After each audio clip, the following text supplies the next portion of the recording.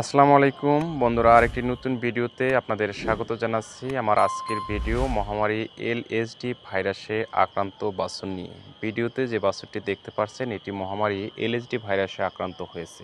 বাছুরটির বয়স কিন্তু খুবই কম।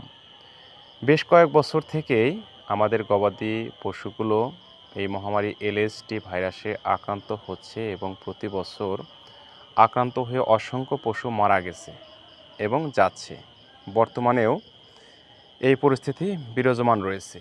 আসলেও মহামারী এলএসডি ভাইরাসের হাত থেকে আমাদের এই গবাদি পশুগুলোকে বাঁচানোর উপায় কী, বা এই রোগ মুক্তির উপায় কী? রোগ মুক্তির উপায় হলো একটি, সম্পূর্ণ সুস্থ অবস্থায় একে ভ্যাকসিন করানোর মাধ্যমে এই রোগ থেকে আমাদের গবাদি পশুগুলোকে মুক্ত রাখা যায়। বিগত বছরগুলোতে আসলেও এই মহামারী এলএসডি ভাইরাসের কোনো ভ্যাকসিন বা টিকা ছিল না। রিসেন্টলি বাংলাদেশের একটি সুনামধন্য ঔষধ কোম্পানি, ভেটেরিনারি বিভাগ অ্যাকমি কোম্পানি এই মহামারী এলএসডি ভাইরাসের ভ্যাকসিন বাজারে নিয়ে এসেছেন। তো এই ভ্যাকসিনটা ব্যবহার করতে হবে সম্পূর্ণ সুস্থ অবস্থায়। একদিনের বাছুর থেকে বড় গরু পর্যন্ত আপনার এই ভ্যাকসিনটা দিতে হবে।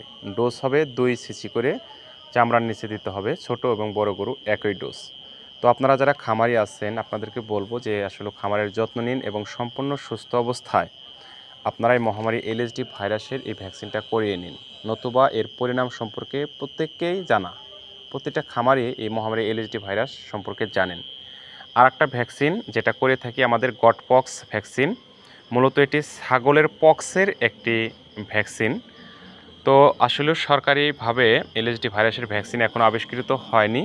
এর জন্য বাংলাদেশ প্রাণী সম্পদ অধিদপ্তর এই গটপক্সের ভ্যাকসিনটা ব্যবহারের অনুমতি দিয়েছে। যেহেতু প্রাণী রিলেটেড, এর জন্যই একই পরিবারের এটা একটা রোগ, এই জন্য গরু মহিষেও এই ভ্যাকসিন ব্যবহার করা যায়। এটার ডোজ হলো 3 মাসের বাছুরকে দেওয়া যাবে।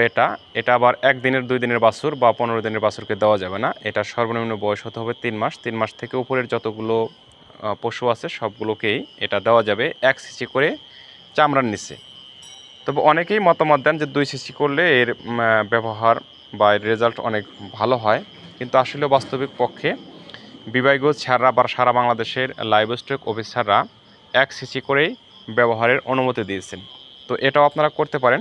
আমরা প্রতি বছর করি, মোটামুটি 70 থেকে 80% রেজাল্ট এটা পাওয়া যায়।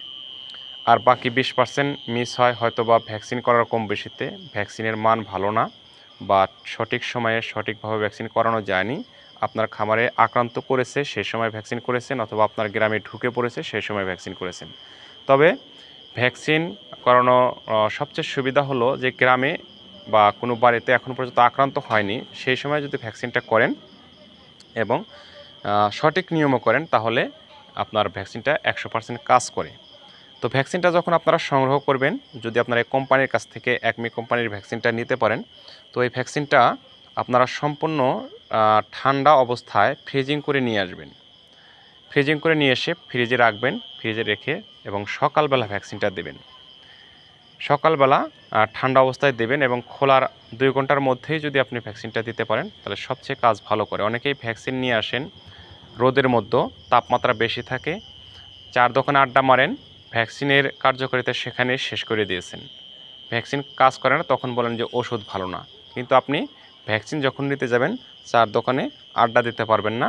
সম্পূর্ণ শুষ্ক অবস্থায় এবং কোল অবস্থায় আপনি খুব তাড়াতাড়ি ভ্যাকসিনটা নিয়ে আসবেন। এবং ভ্যাকসিনটার জন্য যখন যাবেন অবশ্যই আপনি ভ্যাকসিন ক্যারিয়ার নিয়ে যাবেন, সেখানে বরফ নিয়ে যাবেন, ভ্যাকসিনটা ঠান্ডা অবস্থায় নিয়ে আসবেন।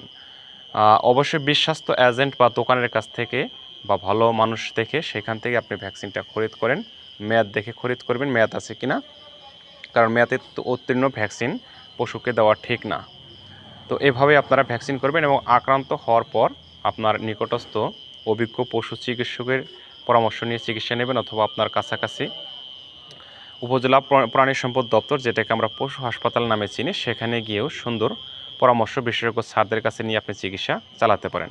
তো এই বাছুরটিকে এখন চিকিৎসা দিতে হবে ইনজেকশন এস্টাবেট অথবা হিস্টাবেট 4 ml অথবা 3 ml 3 ml করে গভীর মাংসে মোটামুটি 3 দিন চালানো যাক, তারপর দেখা যায় কি হয়। বা বাদবাকি রোগের তীব্রতা অনুযায়ী এর চিকিৎসা পরিবর্তন হতে পারে। এবং এর প্রচুর পেইন আছে, শরীরে ব্যথা আছে। ব্যথার কারণে খেতে পারে না, অনেক সময় খেতে চায় না, দুধ খেতে পারে না। এর জন্য আপনি ইঞ্জেকশন টাপনিল 2 ml অথবা 3 ml গভীর মাংসে, এটিও 3 দিন কন্টিনিউ করতে হবে। এইভাবে পদ্ধতিগতভাবে চিকিৎসা চালিয়ে যেতে হবে। বিশেষ দ্রষ্টব্য, প্রথম দিকে অ্যান্টিবায়োটিক ব্যবহার করা যাবে না। অ্যান্টিবায়োটিক ব্যবহার করা যাবে না, এটা আমাদের বিশেষজ্ঞ স্যাররা পরামর্শ দিয়ে থাকেন। প্রথম দিকে অ্যান্টিবায়োটিক দেওয়া যাবে না। অনেকেই প্রথম দিকে অনেক লেবু খাওয়ান। আসলে লেবুটা কী জন্য খাওয়া হয়? আমরা যখন আমাদের কোনো জায়গায় কেটে যায়, ফেটে যায়, তখন ডাক্তাররা সাজেস্ট করেন যে এটা ঘাও দ্রুত শুকানোর জন্য লেবুটা খাওয়াতে হবে, খাবেন।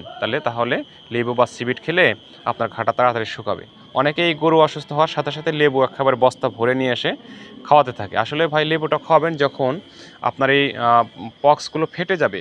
যখন পক্সগুলো ফেটে যাবে, ঘাটা পয়জন বের হবে, পাস বের হবে, তখন আপনি যদি নিয়মিত ড্রেসিং করেন এবং অ্যান্টিবায়োটিক দিয়ে চিকিৎসা করেন, সাথে আপনি লেবু খাওয়ান, সিবিট খাওয়ান, খুব তাড়াতাড়ি কাজ করবে। তখন আপনার ঘাটা খুব দ্রুত শুকাবে। ভাই, লেবুটা এই সময় খাওয়ানোর নিয়ম। তো প্রতি বছরই শত শত গরু এই রোগে আক্রান্ত হয় এবং মারা যায় অনেক গরুই। তো আমরা এবছর রোগের তীব্রতাটা মাত্র শুরু হলো, পরিবেশটা, পজিশনটা ঠিক কোন জায়গায় যায় ঠেকবে সেটা বলা যাচ্ছে না। তো দোয়া করি আল্লাহর কাছে, আল্লাহ যেন মহামারী ভাইরাসের হাত থেকে, এই এলএসডি ভাইরাসের হাত থেকে আমাদের পশুগুলোকে রক্ষা করে খামারগুলোকে সুস্থ রাখেন। কারণ অনেক খামারি আছে, অনেক গরিব মানুষ, দারিদ্র মানুষ, দিনমজুর, রিক্সা চালক, ভ্যান চালক, ঠেলা চালক এবং দিনমজুর ভাইরাস অনেক শ্রম দিয়ে একটা দুইটি করে গরু লালন পালন করেন। সেই অনেক সময় দেখা যায় যে মূল যে তপিলটা, মূল ধনটা, সেটাও কিন্তু এই গরুটা অসুস্থ হয়ে মারা যায়, নিঃস্ব হয়ে যায়। তো খামারি ভাইরা, আপনারা যারা ভিডিওটা দেখবেন বেশি বেশি শেয়ার করে দেবেন। অবশ্যই ভ্যাকসিনগুলো এখন যদি আপনার খামার সুস্থ থেকে থাকে, ভ্যাকসিনগুলো আপনি কালেক্ট করে অবশ্যই দিয়ে ফেলবেন। কোম্পানির কাছ থেকে কালেক্ট করলে সেটা হলো আপনার একটি বোতলে 10টি গরুর জন্য একটি ডোজ থাকে, দাম হবে 2500 কি 2600 টাকা। সেটা কয়েকজন মিলে, আপনার যদি 2টা গরু থাকে, এরকম 3-4 জন মিলে একটা ভ্যাকসিন নিয়ে এসে আপনারা কোনো প্রাণী চিকিৎসক যারা আছে, পশু চিকিৎসক, তাদেরকে দিয়ে আপনারা দিয়ে নেবেন। তো তাকে কয়েকটা টাকা দিলেই হয়ে যাবে, তার সম্মানী অথবা পরিচিত হলে নাও নিতে পারে। তো সবাই ভালো থাকবেন, সুস্থ থাকবেন। আজকের ভিডিওটি কেমন লাগলো অবশ্যই কমেন্ট বক্সে জানাবেন। আমার চ্যানেলে নতুন হয়ে থাকলে চ্যানেলটি সাবস্ক্রাইব করে দেবেন এবং সবার আগে নতুন নতুন ভিডিও পেতে পাশে থাকা বেল আইকনটি বাজিয়ে দেবেন।